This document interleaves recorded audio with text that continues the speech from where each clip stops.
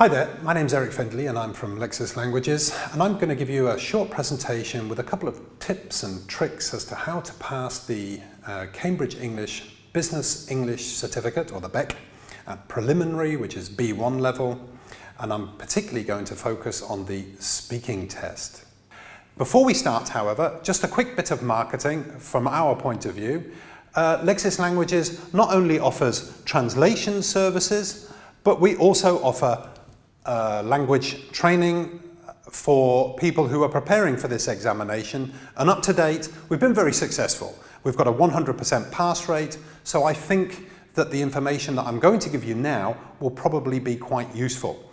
Before we begin, however, I must say there are many videos available on YouTube, and one of the very first things you should do is have a look at YouTube, look around the videos and get some information from other people who have done other videos. There's a very good video from teacher Jamie who also goes through this examination. Have a look at that, get the information from him, take my information, put it together, create your own recipe, and I'm sure you will have a very good examination on the day.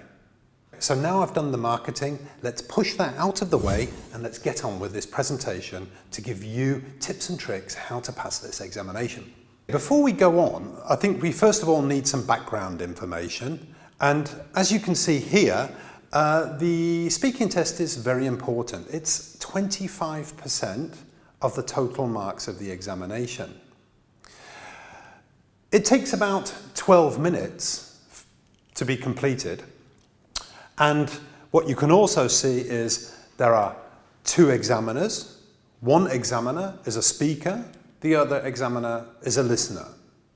And of course, you go in as a pair and work together to pass the exam. Okay, so let's first of all talk about part one of the examination. And most people find this is probably the easiest part. It's very natural. It's simply a conversation and questions about you and your life. But what you should be doing before the examination is thinking, first of all, this is a test. So you have to say something so that they can examine what you say. You also have to remember that this is a business English test. So probably the things that they talk about will be related to your job, to your company, or to your working life rather than your private life. But here we can see that they will probably push the conversation around in time. So maybe they will test you on something to do with the present or the past or the future. And I've written down a couple of examples of what they could talk about. So if we look at the present, we can see that maybe they will talk about your job. Maybe they will talk about your hobbies. So it would be a good idea to know how to talk about your job, what the name of your job is or your position, and the same with hobbies. If you play football, that would probably not be difficult to explain. But if you have a hobby like geocaching, it could be that they want you to explain that. So before the exam, think about how to explain it. In the past, they might ask you about your apprenticeship. Where did you do your training? And they will be listening in for the verb forms to see that you're using them correctly. They could also maybe ask you about your school. Of course, if you're a school child and you're preparing for this examination, they will probably ask you about your earlier life. So you need to think about where you used to live, or also maybe what your parents do as a job. And to test you on the future, maybe they will ask you something about your future plans. What do you intend to do in the future? Again, all these things can be practiced for. You need to be thinking about them prior to the examination so that when you're sitting there are no surprises. This having been said, maybe it's a good idea for me to give you some tips. And here are some. First of all, think about the tenses. Practice this before the examination. Secondly, know your vocabulary for hobbies, companies, jobs. Be able to describe them. The next thing, don't give short replies. This is an examination. The examiners need to examine what you say. Probably when you talk about your life and your hobbies, your job, etc., there probably won't be so many ing forms. So don't forget, It's I work at the company and not I'm working at the company. It's I play football and not I'm playing football. So less ing forms. Think about that before the examination. And finally, be conversational, be happy. I know that's difficult to say. Examinations are very stressful, but a little smile goes a long, long way. Okay, so I'm going to talk about part 2 of the examination, which is probably the most intimidating part and the one that everybody gets a little bit worried about. It's the mini presentation. And I've drawn a small workflow diagram to show you how it works. In the first part, you receive a card, and I'm going to show you a picture of that card now. As you can see on the card, there are 2 scenarios. I will talk about these in a minute. Once you've received the card, you then get 60 seconds to prepare for the presentation. And it's this preparation that we need to look at in more detail, because I think I can give you a tip as to how you can do it in such a way that it becomes easier for you to present the information. So let's look at that now. So we're going to move on to the preparation now. This is very important that you prepare yourself. Take a piece of paper and a pen and write things down. Prepare yourself, and this is one way that I always suggest to prepare yourself. Every presentation has a beginning and a middle and an end that we can see here. And if you create little standard phrases that you learn before the examination, then this will make your life easier when you're going through the card. At the beginning, you can start with a sentence like, I would like to present. So, for example, I would like to present what is important when buying a new car. And then you start to present your arguments. So little sentences like, as you can see here in the middle, firstly, we should consider. Secondly, I would think about. And finally, it is important to, and then after each sentence, you bring your argument across to the examiner or your opinion. By signposting with words like firstly and secondly and thirdly, you create a logical path through the presentation, which brings you on to the end, where you simply say, thanks for listening. And of course, you offer the other person who is being examined the chance to ask a question. So you say something like, do you have any questions? And of course, that other person should be listening throughout the examination and should then ask a relevant question. So let's imagine I'm sitting in the examination and I have been given this piece of paper. This, by the way, was the piece of paper that was given in the 2011 examination. That you have the 2 topics, and I decided to take topic number 2, which is now being shown here. It's what is important when maintaining safety in a factory. Special clothing, health and safety training, and the condition of the equipment. So what I'm going to do is I'm going to prepare myself to answer these topics. So let's look at this in slow time. I'm now preparing to answer the questions. What is important when maintaining safety in a factory? The first point, what I do is I work through the 3 points, starting with number 1, special clothing. And as you can see, I've simply written down the sentence, protection from injury.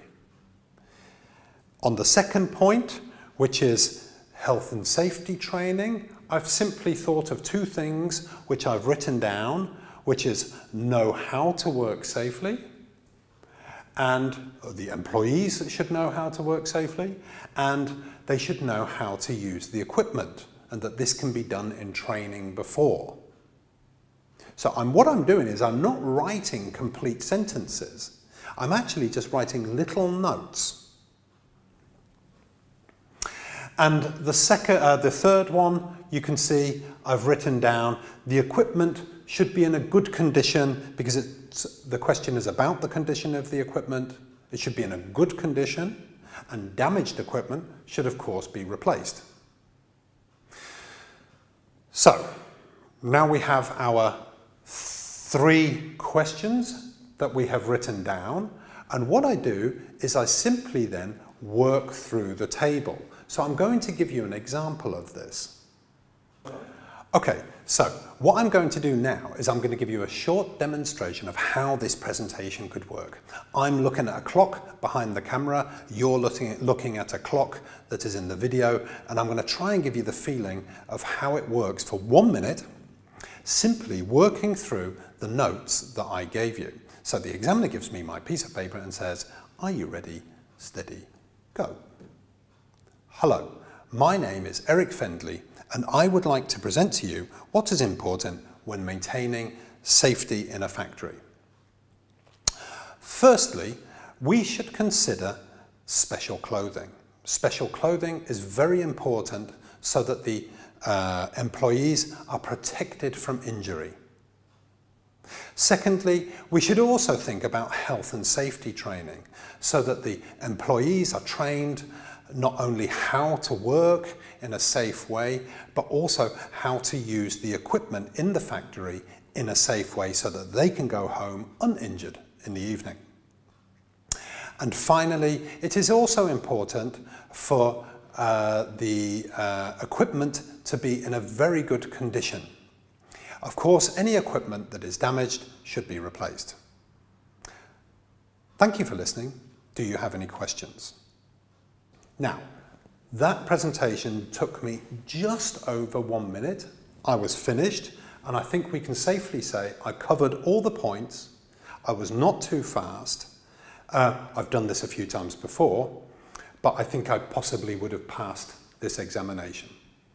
Okay, just one piece of advice about writing your notes down for basically any parts of the examination, but also for, especially for part 2 of the speaking examination, is, and I know this is different advice than is given in other YouTube videos, I think you should write all of your notes in English and not in your language. And the reason I think this is, under test conditions, you should not be presenting and translating at the same time. It could be you write down a word that you think you know in English, and then during the presentation you can't think of it, and that could cause you problems. If you do have problems and you have a little blackout, simply just move on to the next point and carry on with the next point, and maybe you will then be able to come back and remember the word that you lost. But just to summarize that, I think you should write all notes in English. So we're moving on now to part 3, which is the final part of the speaking test, and of course the final part of the exam. It's going to take about 5 minutes, so you've nearly finished and you're doing very well. Okay, part 3 is a discussion. It's a suggestion from my point of view before you came in to the examination with your partner that one of you said, "I'm going to start part 3. What's going to happen is the speaking examiner is going to read out a scenario to you. After she's read that, or he's read that to you, then what they will do is they will give it you as a piece of paper for you to read again. So the scenario they gave me, which is this one here, which is also, I think, from 2011, and you can see it now here. It says, "The chocolate company you work for is planning an open day for visitors. Talk together for about 2 minutes about some of the things the company needs to organise for the day and decide which 3 things are most important." And of course you say, well, what 3 things? Well, what they do, they also give you this picture, which you will now see in close-up.